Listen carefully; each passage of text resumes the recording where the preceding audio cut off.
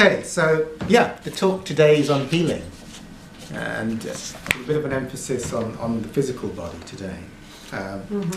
So feel free to ask questions. Okay, so so the source of illness is belief systems usually, and the main thing is unconscious guilt, the combination of the two. And the unconscious guilt being suppressed guilt. Of course, there can be other negative emotions in there, but the primary one is guilt. So the illnesses usually stem from being programmed by the collective unconscious.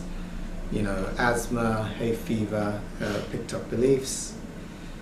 In a lifetime, you should definitely be able to recover from anything as long as it's within karmic parameters within a lifetime to let it go. So from the Course in Miracles, when we take on the Course in Miracles, we try and break, like I was sharing, there's no order of difficulty in miracles. It's something that as we take that on board will help greatly facilitate the letting go of illnesses. Holding on to things like it's going to be easier to let go of cancer rather than a cold is not necessarily useful. Now Hawkins talked a lot about this, and also I'm a hypnotherapist, so I had a great interest in the field of hypnotherapy.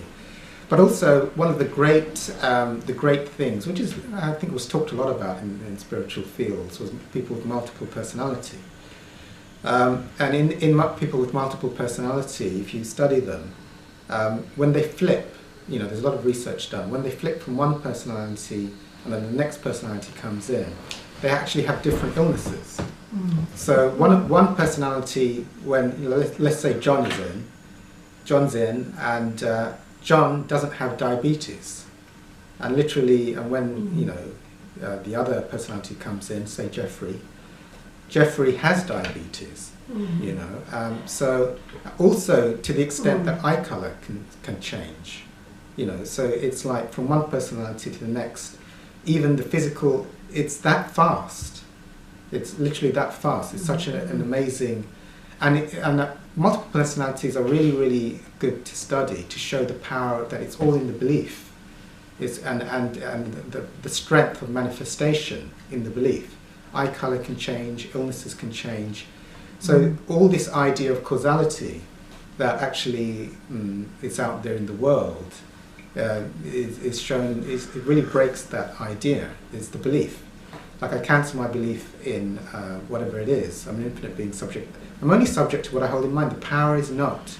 Like Hawkins talks a lot about there is no causality out there. The power isn't in the world. The power is in the source is the energy of consciousness, and then the beliefs are manifesting through that. So that for me, and why that's such a radical thing with multiple personalities, because the belief systems, it's like a totally different set of belief systems suddenly originate. And so you see the power of transformation so radically.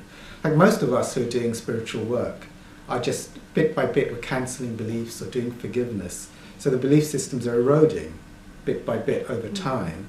And then they disappear, and illnesses disappear. But it takes a period of time. But with multiple personalities, you can see, as a total new set of belief systems come in, that even the physical body dramatically shifts, more or less instantaneously. So that, for me, is the radical power of the belief systems. It's all in the belief systems and that's being expressed in the material world. Okay. And our behaviours also reflect the belief systems that we're holding in mind. Like, I believe I have poor memory, so that will just manifest in what it is. Or I'm clumsy. If I believe I'm clumsy, I'll be clumsy because of the belief. Okay, so often belief systems, many belief systems can be picked up in early. You can't remember them, but like some a common one is allergies. Your mother might say, "Oh, it's asthma is common in our family," and you pick that up, and you're not really conscious you picked it up, and then you have it, so you can't remember where you got it. A Like in the fellowships I go to, sometimes we remember, sometimes we can't remember. They can be picked up. It could also be picked up from from a past life or something like that. My own, like for example, I think everyone can pick up. We would cancel our belief in hereditary illnesses. Well, also we could cancel our belief in hereditary belief systems as well. So yes, I can pick up. Like my mother has asthma, and I had asthma as well. So it was quite obvious. My father recently got in the last few years he started to develop psoriasis and eczema. I started to develop something with my skin as well, quite soon after that. So you know how these things are picked up. Another thing, you could pick up belief systems as well. Like my mother, I mean, this is the ones I've tracked down. My mother, like, she's totally different to my father. She, like, every time she buys an appliance, she has to take out an insurance policy for 3 to 5 years or whatever. She just has to do it with everything. And I do that as well. I just like, so there's like, and it's quite hilarious actually what I found out, is that usually when I buy an insurance policy, nothing breaks down. And and if I don't have an insurance, and often things break down. Like I had something break down 2 days after the insurance. I had a kettle, so it was quite hilarious how it worked. So I had a kettle for like 3. This is true. And I always usually go to Argos and I buy the 3-year guarantee with whatever appliance I buy. So I had a kettle, and I had the guarantee, and it broke down. I looked, and it was 2 days after that. 2 days, I looked, and I said, it's definitely going to be in there. It was like that. So it's like the power of the belief as well. It's like, I'm 100% certain, it doesn't really matter to me whether it breaks down or not. And they tend not to break down. And it was funny that it was like 2 days afterwards. So that's the power of belief systems and how picking up belief systems. Both my parents have a poor eyesight. I've just, in the last year or two, starting to deteriorate my eyesight. So I'm starting to cancel my belief in that. So, you know, how these things are picked up, you know, patterns are picked up, and also the power of belief in things breaking down or not breaking down with strong certainty in the beliefs. So what is illness? What is the symbolic meaning of illness? Well, it's pain and suffering. That's the symbolic meaning. Why is one picking up an illness? Well, it symbolically means pain and suffering. So the illness is usually an expression of pain and suffering. It may manifest physically or it may manifest in a different way. Could manifest in addiction. So guilt, one of the main reasons that guilt is around is due to judgmentalism, either judging others or oneself. You know, judgmental of God, judgmental of others, or just judging myself continuously. Okay, so from Hawkins' research, we know that anything below the line of 200 kinesiologically makes your body go weak. So when you have a fearful thought, or one is fearful or guilty or judgmental or prideful, all of those things, your body's going weak with those things. When you're in acceptance, or you're feeling loving, or any of those qualities, or you're just neutral about something, then it doesn't make your body go weak because of the positives. If you've got like something like an addiction or a physical illness, well, for me, in my own experience, someone caught up with me actually and said, I said on the tape, he's not from 12 Steps, that I said I'm a food addict. So I'm going to change that from now on, and I'm going to say I'm a recovered food addict. I'm not currently in food addiction. I'm 7 years absent, because he was confused about why I said I was a food addict.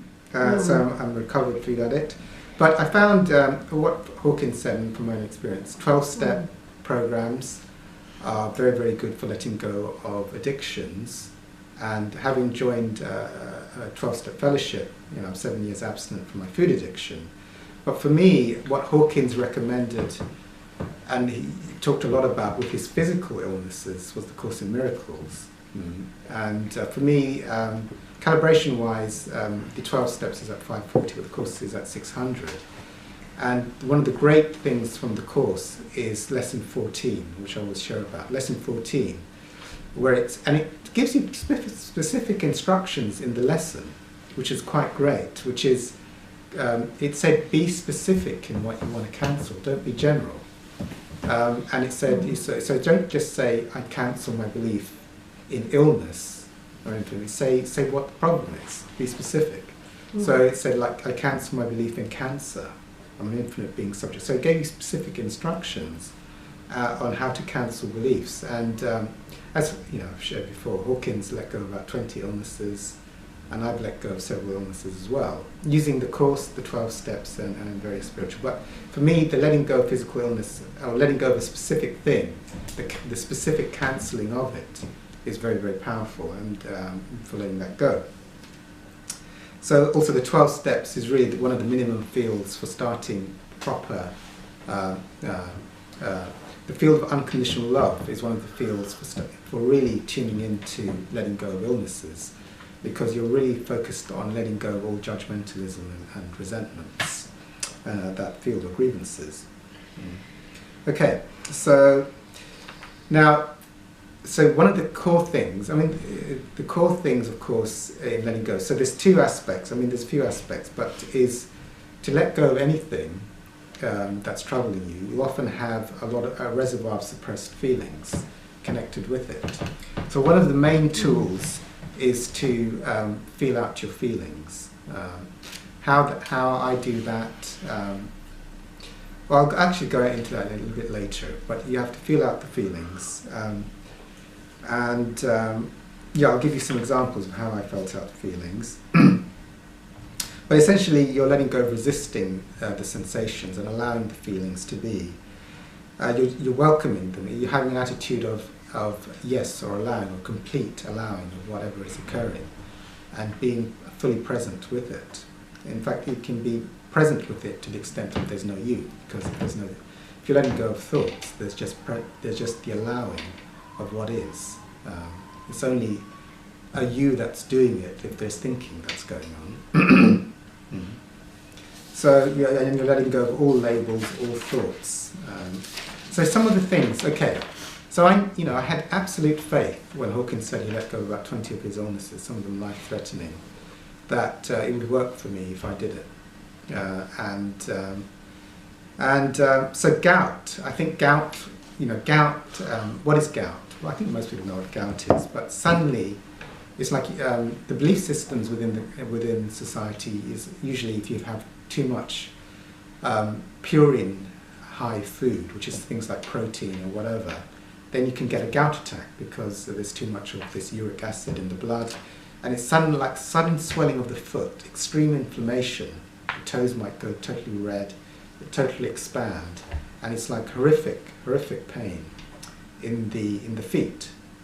So what I used to do when I used to have a gout attack, they could come on quite quickly, is I would just sit down. Often my foot might be on a pillow, and then I'd let go of all thoughts. This is painful gout, this is horrific, the feet are swollen. It's like, no, it's like as soon as those thoughts are coming, it's like letting them go. And then it's like you can feel like a high pain in the feet, because basically when the gout, it's quite incredible. The feet, the skin inflames to a tremendous degree, and the skin is just stretching out, and it's horrific pain because the skin is just like being expanded out at such a fast rate. So there's like this horrific pain, but then it's like, and you can feel it localized in the foot. So it's like, no, I mean, horrific pain in the foot is just the thought and label. Location, foot, like in the foot is like it brings in location. So, it's like forget foot, forget pain, let go of those thoughts. And then it's like, there's like an intense sense, what happens next is like there's an intense sensation. So already by letting go of the thoughts, it just becomes like an intense sensation. But it seems to be localized to the foot. So then it's like it just being with the sensation, letting go of all thoughts. And then it's like, even let go of location. So forget the idea that location exists. And then if you're with it 100%, letting go of all thoughts, it starts to become more diffuse as you let that go. The feeling becomes more diffuse. And then you're with a kind of, now it's like you're with a diffuse energy. And then it's like, at that point, there can be like, it's quite easy to go into the witness observer, just witnessing this kind of diffuse energy and allowing it to be. And then it evaporates off. And then the foot feels absolutely fine, like you haven't even got a problem. Now, when I was doing this in the beginning, I'd look down on my foot and it would be still inflamed, but there'd be zero pain. And I could now walk a little bit on it. But usually after walking a little bit on it, the pain would start again, so I'd have to feel it out. But I just did that process, and when I had the thoughts, I cancelled my belief in gout and infinite being subject only to what I hold in mind. I did that as well. And it took about, I think, 2 or 3 years doing that process, and then the gout attacks totally disappeared. So that's the process. And for me, what's going on there is there's the cancelling of the belief, but also every time I get a gout attack, it's a great opportunity, because part of what's holding it in there is all the suppressed feelings that are connected with the manifestation of it. So it's like, apart from cancel the beliefs or let go of the thoughts when I'm doing it, I'm just like, I just experience it like there's like so much of this feeling. If I'm 100% present with it, I'm emptying out a tank. At the end, when the tank that is like that feeling, which is, so the feeling, all the suppressed energy is able to cling on to the belief system very, very, it's like glue. When you've got a lot of suppressed feelings, it's really, really hard to let the thought go, because it's like there's a glue holding it in. So as I'm feeling that, I know that that it's like, in the beginning I have like 20 units of this feeling every time in attack, and then I'm feeling out like, by being 100% present with it, let's say I felt out 2 units for that attack and totally felt out 100% every time, and then eventually they become weaker and weaker, the attacks. And the belief system that I have it becomes weaker and weaker. And then at some point, suddenly it just doesn't happen any longer. I haven't had gout for many years now. I'm off the medication for gout, I haven't had any. So it just, taking out the 2 components, experiencing 100% with no labeling, being 100% present, and then just cancelling the belief system every time it pops into head. Then eventually at that point, for me actually, when that does happen, my experience has been that the illnesses are gone at that point, because the belief system that manifested it and all the suppressed energy around it that attracted that belief system is out. Another example, because I want to give examples, I mean, it's the whole philosophy for me with spiritual work is this thing of letting go, because what ties me to limitation in this world is just all the belief systems and all the suppressed energy, feelings that hasn't. So as these belief systems are cancelled and released, then the thought that manifested whatever limitation was there is gone, and the suppressed feelings that held it so tightly are also released. So you go into more and more expanded levels of unlimited consciousness and awareness without being hooked into the energy of the mind. Now, Hawkins really inspired me so much, so that one of the things he said was that when he was an alcoholic, but I suspect he also had he might have had something with drugs, because some people can't take painkillers any longer in the drug fellowships. Anyway, he said he was allergic, in his material, said he's allergic to taking any form of painkiller. And in his early years, he was like in the woods, with his electric saw, chopping things down, and he sawed his thumb off, he did the technique, which is, he shared what he did. So he just was 100% welcomed the feeling, and only 8 drops of blood dropped off from his thumb. I mean, literally, if you just saw your thumb off, you're not going to get 8 drops of blood falling off your thumb. It's going to be spurting out there. But he only had 8. So that for me is that is how fast the things can happen. but still he had to go in for surgery. They had to operate on him, so he told the surgeon that he can't take anaesthetic. He's allergic to anaesthetic, and he just said to the doctor, "Don't worry, I know self-hypnosis, so you go ahead and do what you need to do." Mm-hmm. And so the technique then, so this is the technique he did, which I just explained, which is let go of all thoughts and be 100% present with the feeling, with no thoughts, 100% accept. I think that for me is one of the most extreme things of being with your feelings when you're being operated on with no anaesthetic and you're 100%, you're willing. Because for me, in my earlier days, my main thing was not to feel any horrible feeling. As an addict, in my addiction days, the thing was not to feel any horrible feeling if I could numb it out or suppress it with any form, anaesthetic, food, whatever it would be. It'd be like, I'm not going to feel anything, give me the works. So this is radical. If you're allergic to anaesthetic and you tell the doctor, don't give me anything, and then you're going to be 100%. So that would be like welcoming whatever happens, all sensations in real time, without any thoughts, to be 100% present.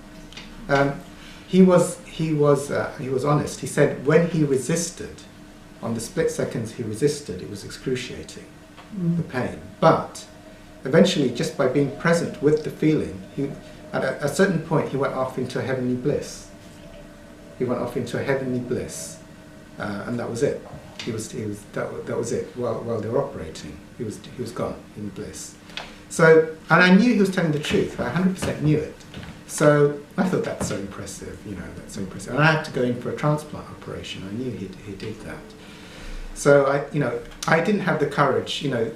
For a transplant operation, they give you a general anaesthetic for the thing. But I thought I'll take the general. I don't think they would have agreed. I'm not sure if they would agreed to not give me anything for the incision, which is down here, when they put in a new kidney. But I said afterwards I would refuse all painkillers after the operation. And so I did. I had a nurse. They give you a morphine pump that you can click on as much as you want. And I said I don't want it, to the nurse. It was quite funny, actually. So she said, no, you've got to have it. You must have it.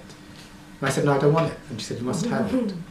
And then so I said, okay. And then she said, you got to use it once. I got to see you use it once. I said, I don't want to use it once. So I had to use it once, just so that she knew I had it. And because I guess she thought I was bonkers. Anyway, I did have the pump. Anyway, so after the operation, the general anaesthetic lasts for a while. It lasts for a little while, and then I could feel, because they cut you from there, so they can take your kidney out and stick something else in, stick another thing in there. So it's quite a large incision. So I refused. I was absolutely 100%. I'd be with the pain, 100% with the pain. And so what happened was, as the pain wore off, it literally felt like someone had put a very large kitchen knife into my abdomen and left it there. That was the pain that it felt like.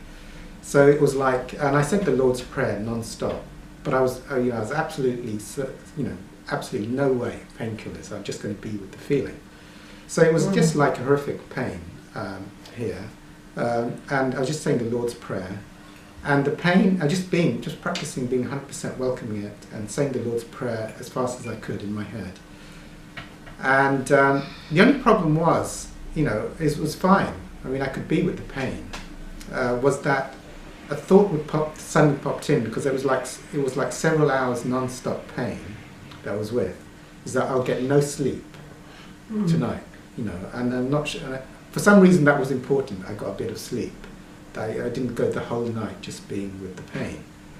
And at that point, I was just saying the Lord's Prayer, another thought popped in, was to put on my YouTube of Muji.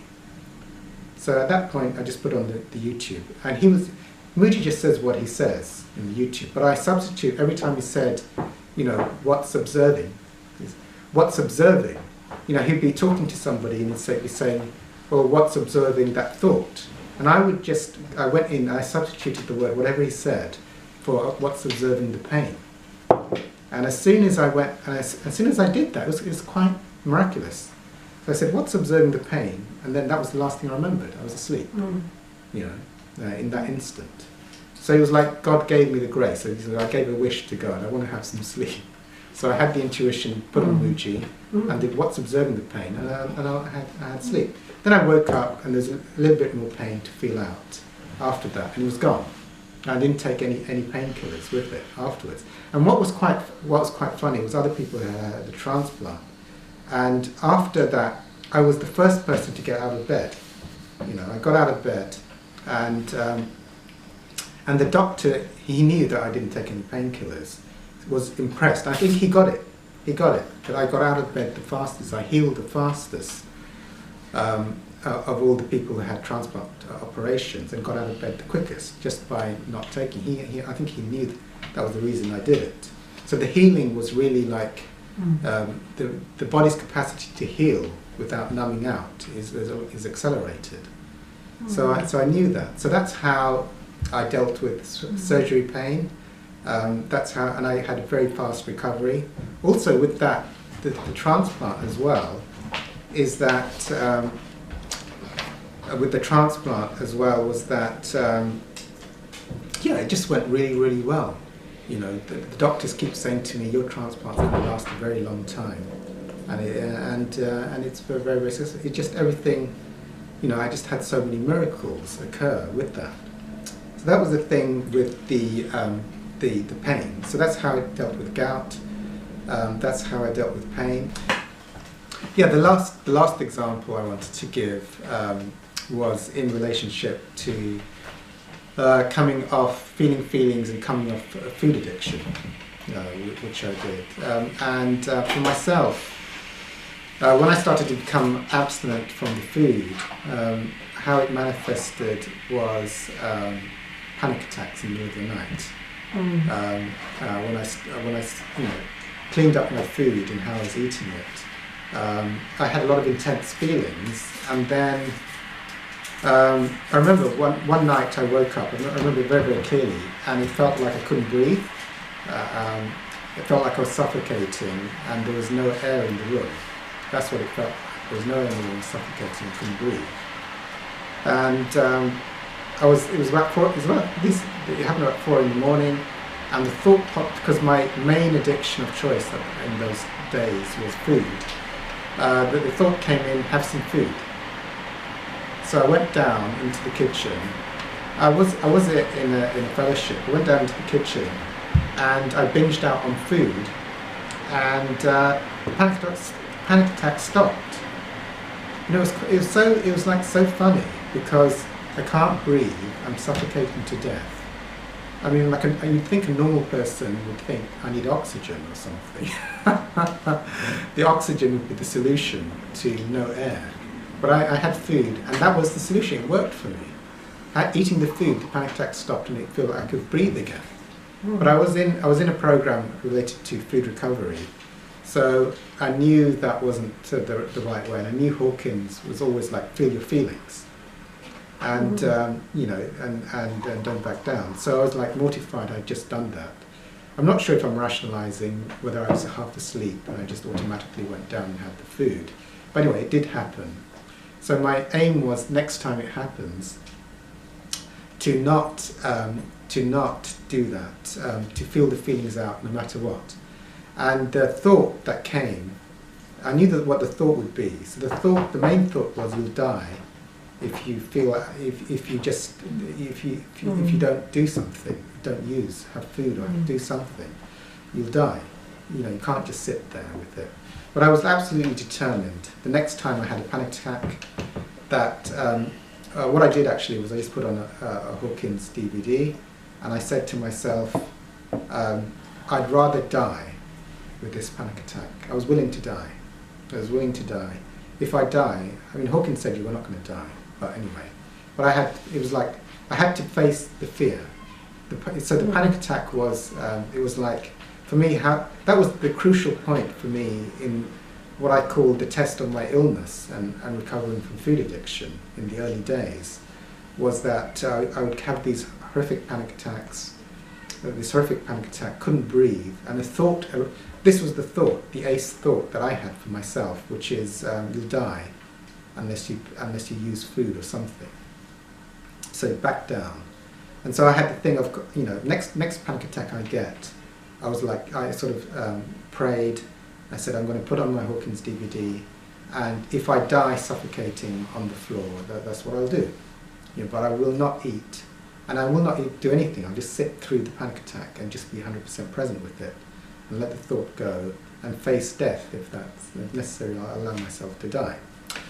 So, then a few days later, about 4 o'clock, I woke up and I couldn't breathe. And it felt like I was suffocating again. There was literally like there's no air in the room. I'm suffocating. I can't breathe. So I sat down on my chair, and the thought relentlessly came, to have food, and I ignored that, and I said, I'm willing to die this time. I'll just be with the can't breathe feeling. And it lasted, literally the panic attack lasted about 15 to 20 minutes. And I was just being with the feeling of like can't breathe at all, no air, you're going to die, and it was horrific. It was horrific. 15 to 20 minutes of like can't breathe, like try and escape and just sit through that. And then what happened at a certain point? It was like my air. It's like I could start to breathe again. And then after a period of time, it was like 100% passed, and like it had totally gone. All the symptoms were gone. And so that was it. I'd gone through it, and so my experience was then, but something changed. I knew I could go through a panic attack without using and just sitting through, and that it passes. On the other side, it actually goes away without an asthma inhaler, without anything. It passed. And then several days later, I had another panic attack, and I said, okay, this time I'll just sit through it. And it lasted a similar amount of time, and it passed. But this time it wasn't so difficult. The second time round, it's like I knew it would pass, and I knew I would go through it. And then it happened about 2 more times, and then since that time, I've never had a panic attack since, apart from a very small mini one after my operation. But more or less, after I'd done that first initial test with my illness, of getting through those feelings, I've been panic attack free, and I've also been abstinent from food, not been in food addiction for 7 years now. So, but that was the test. For me, it was like the feelings. What are the feelings of letting go? For myself, everyone's different, but for myself, there were the willingness to face those panic attacks without using. And then suddenly, it was like once I showed I was willing to go through that feeling, it was like there was a few more attacks, and then it was gone. It was gone for good. It was like that was it. And then that was the key point for me, actually. It never got as difficult as that in breaking addiction. So so those are some examples from my own experience with things. So for me, it's quite simple. With all of these things, it's like feeling feelings, and then going to that place which is formless. And when you get to the place which is formless or gone, then for me the illness is on its way out, because in the formless realm there's nothing in form that can hook on and manifest. So okay. Yeah, so how does illness start?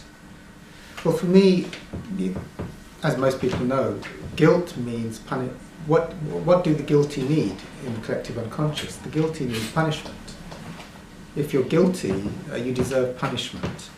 So to hold on to guilt. So for me, it's like, because I was a food addict, I had a lot of suppressed guilt, a lot of negativity. That feeling, that's how illness is, that guilt is like a huge magnet that requires some belief system from the collective unconscious to manifest the guilt. So the guilt can manifest through addiction, through kidney failure, through whatever it is. So every time I'm feeling these feelings out, that negativity, that being in tune with that negative field, it gets dissipated, and so it no longer, it's not going to pick up, because having a huge reservoir of guilt or negativity means it's just looking for a belief system that will punish you. It could be any belief system. It could be food addiction, it could be pain in the back, it could be digestive problems, it could be feet problems, but there's just, that's the source. Having that negativity is just looking to hook into something. What was quite interesting, I got kidney failure, and in the beginning I was going to all these spiritual places, and I went to a acupuncturist.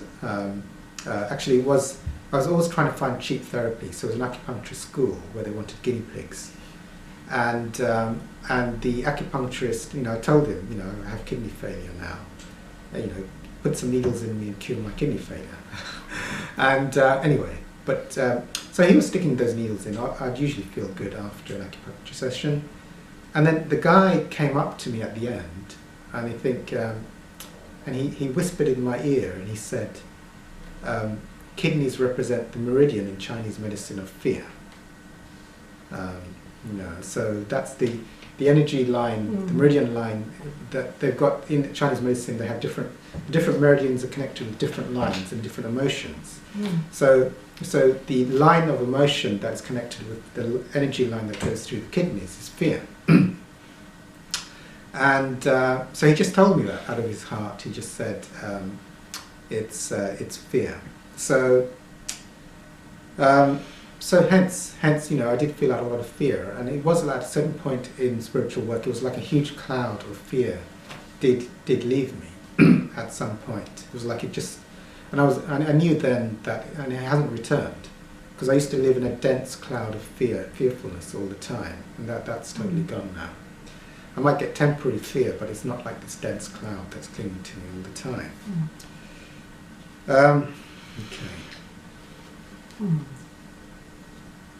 Okay, so the other point to remember, so there's feeling out the feelings, there's cancelling the beliefs. The other thing that Hawkins, is the third thing that Hawkins recommends, is to let go of the outcome. So that's the last thing, the last important factor, is to surrender the outcome, even though you're doing spiritual work, is to let go of the outcome to God. And one of the lines he talks about, which really, really helps me, is like, it's okay if it happens, and it's okay if it doesn't happen. That's, I want to do the spiritual work. I want to be like, every day I cancel my belief in gout. I'm an infinite being subject only to what I hold in mind. If I have feelings or an attack, I want to feel it out. But my attitude around the whole thing is that of surrendering the outcome. That it's, so basically, if it does suddenly miraculously go, that's great. Oh, brilliant. That's really, really nice. And if it doesn't go, that's okay as well. I'm in acceptance of that. That is the optimal way of letting it go. It's a paradox. It's a paradox. But if you totally surrender the outcome, but you do the spiritual work, it's more likely that it will happen than if you do the spiritual work with the thing of it must go my way, or frustration.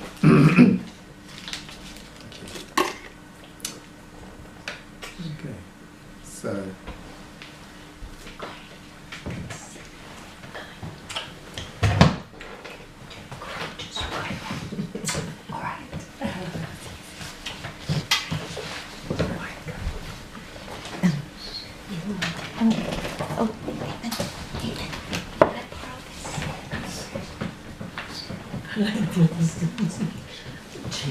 They're whispering. No, I can't. Oh my gosh, I'm picking everything up.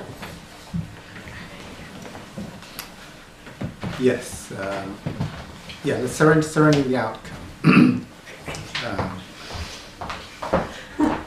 So that for me, so when you surrender the outcome, and also it's like life then is a lot more happier. It's like a bonus when you get the thing, and if it doesn't arrive, so there's acceptance. And the way I sort of see it is that if I'm always wanting it, if I'm doing all the work with the wanting energy, like I want to have my gout gone now, then wanting means you're telling the universe you don't want it. So you're vibrating negatively. So it's like you're vibrating with the energy of lack. I don't have. So when you get to acceptance and you're happy as you are, it's a much more positive vibration. So things are much more likely to occur. Okay, so it's very important. Sorry. It's okay. Yeah. I was hiding from the camera. Oh, okay. I'm excited. It's very, very important. Okay, so one of the core things with a lot of illnesses and a lot of us is that we have a lot of self-attack and judgmentalism of ourselves. So if you're doing spiritual work, the idea is why with all this spiritual work isn't things shifting or stuff like that. So it's just to be aware and to see that the nature of consciousness is innocent and is pure. Mm-hmm. So own that. If you own that always, intrinsically, your essence is intrinsically innocent and pure and hasn't got any problems, then there's the recognition that all these beliefs are just things that have been picked up in some way or another. So then it's like the ownership is that one is intrinsically innocent, so that one doesn't keep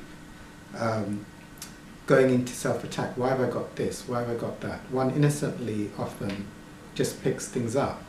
So then that allows one to let go of self-attack on the inside. Also, it's good to have the attitude of what you see in the outside world is probably a projection. So as you forgive it in yourself and you release it. So it's an opportunity in that way. Say that again. Mine's starting to wander, getting tired. If you get judgmental about anything that you see in the external world, it's usually a good attitude to adopt. That is probably a projection of what you're holding in mind, which hasn't been healed within. So you just forgive that, and that releases you of that pattern that you're holding within, you see. So it's a reflection of me. Yes, yeah. It's a reflection of what's unhealed, what you need to heal within yourself. Yeah. So for example, I could judge some. Oh, that person stole a biscuit, so they're a bad person. Yeah. But actually, I've stolen biscuits, really. So it's like I can just keep judging them and think how bad they are. But when I forgive them, usually then the pattern within, which is unconscious within myself, which is just refusing to have acceptance and it's just projecting blame onto others, it dissipates within myself. So yeah, I'm just noticing that the very thing I need to hear, my brain switches off just before. This is a form of consciousness. Yes. My brain knows what's going to happen, so it switches off just before. Yes. So I just picked up there was something relevant there, so I asked you to repeat it. I need to hear that. That's what I need to hear. Did you want me to repeat it again? No. Okay. I'm saying it's relevant to me, but my brain switches off to things which are relevant. So, no, I had that as well with spiritual teachers. As soon as they talk to me, it's like my brain switches off. I had that. I actually had that. I had that with on the video with Tony Parsons. Every time he'd talk to me, suddenly the brain would go blank. That's why in the 12-step meetings they recommend people go for 6 times. Yes. Because the brain can't switch off 6 times in a row. Eventually. Yeah. They say go 6 times before making a judgment on whether it's relevant to you or not. Oh, wow. Yeah, it's good. I see every person that irritates me is I've attracted that because of the patterns I'm holding within. So they're like an assignment. So I just need to forgive that person because the pattern that I have within myself has attracted that situation to me. So that situation will keep repeating again and again and again until I resolve it through forgiveness or letting go of the particular individual who's currently seeming to bug me. I've shared this before, but there was so I go to these spiritual groups, these fellowships, and one of the ladies that came there, a very kind of tall, aggressive woman, didn't like the way I shared. One of the reasons being I used the word God a lot was one of them. And she told me after a meeting that she didn't like the way I shared. And so I just, I basically told her, you should speak to your own spiritual mentor, sponsor about it if you're being irritated by the way I share. Anyway, but it just so happened, I had a resentment against her. I had a grievance against this person, and it was obvious she had a resentment against me as well. But I wasn't going to change the essence of the way I was going to share. So, but I knew that, I can be very. I cannot like the way other people share in meetings as well, and sometimes I can be quite aggressive as well, in my sharing. So she had qualities I knew I had within myself: judgmentalism of others, and sometimes getting angry.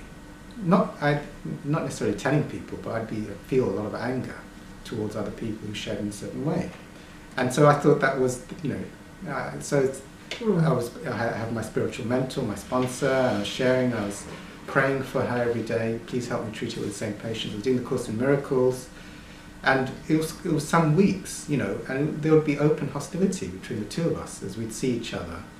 And, my ego was in it, so I'd say the word God even more loudly in my shares. So I'm not, just because you told me not to share it, so so my ego fluffy was like, I'm not going to do it. But I was praying for her at the same time, and she was sharing in an aggressive way, and we didn't like each other. And one day, this is what happened. I wrote about it in my book. One day I woke up, and I felt that the resentment was gone. I felt completely, I knew that it was gone, and that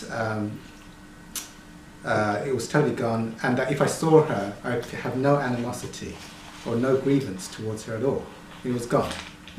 And this is the truth. It was, I came into, and I wrote it in my book because it was so miraculous. I came in, and she actually came up to me, and she said, "Sabbir, you've helped me, and you've taught me a lot in the rooms, but I'm now leaving the country." So the job was done. Really. At the same time, she was leaving the country as well on that day. Yes.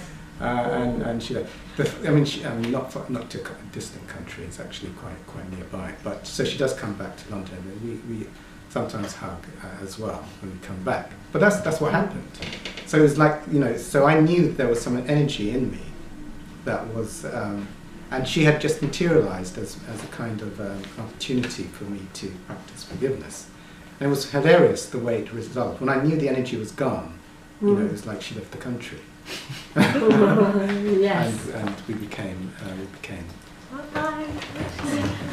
So yeah, just see every illness as bringing up something that needs to be healed is the best way. Or characters or illnesses, there's something to do. So what did Hawkins say about his own specific illnesses?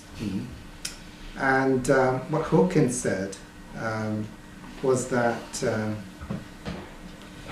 so he had access to kinesiology, so ulcers, he eventually found that the hidden illness, the hidden message for him in the ulcer was he had to forgive his condemningness of himself. So that was the hidden message he found. As he let go of his condemnation of himself, that's when that was the hidden spiritual message of an ulcer. He had hyperglycemia. Anytime he had anything sugary, he had a hypoglycemic attack, the shakes. And he found that the message that he needed to let go on that was living in fear. He had to let go of living in fear. And that was the hidden message he had for his hypoglycemia. So there must be a willingness to let go of all the negativity emotions like self-condemnation, self-pity, self-contempt, self-hatred, to let go of all of those things.